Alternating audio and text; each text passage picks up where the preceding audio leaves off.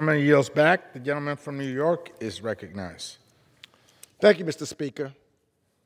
And I am happy that this bipartisan effort dealing with the Uyghur Forced Labor Prevention Act is an opportunity for this body to send a resounding message to the world that we're engaged in strategic competition with China around the world, and our stance on this issue, I believe, will define our system as better.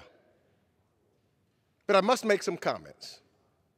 One, the comment that President Biden is holding this up. Well, I'm the chair of this committee. He's never told me to hold up anything. In fact, he wants to move forward. In fact, it's President Biden who has sanctioned officials responsible for genocide and issued supply chain advisory in Xinjiang.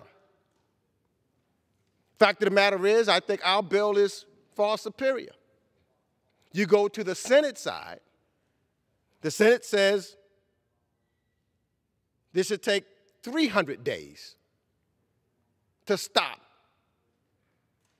Our bill says 120 days. For me, this is a personal situation. So I would wish that some of my colleagues who rightfully want to make sure that we send a strong message to the world that we're not going to stand for genocide, we're not going to stand for slave labor. But it's best if they would join us about injustice in America. It's best if we fought together to make sure that when President Trump talked about a Muslim ban in the United States of America, that wasn't Joe Biden. We can't do it in America. That's the best way to lead. When we talk about moving, I want to condemn it everywhere. Dr. King said injustice anywhere is a threat to justice everywhere.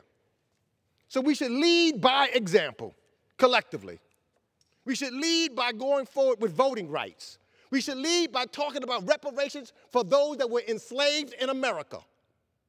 We should lead by talking about the genocide that took place to Native Americans.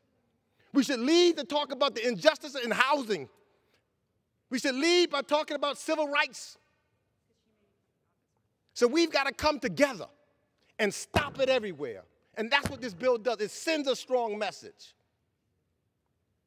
And I want to be that example. This just happens to be personal, so I had to say it. And I know that my colleagues, to me, in that regards, because I don't like to put politics in these things, but I do like to tell the truth. Mr. Speaker, we're going to work together, and we got some bills that we're going to, and I want to thank, especially Mr. McCall. I got to say this, too, in closing. I got to say this in closing. Because Mr. McCall is my friend. And we work very closely together. And I know the spirit and his heart. And he stands up. And I look forward on this committee to continue to do that.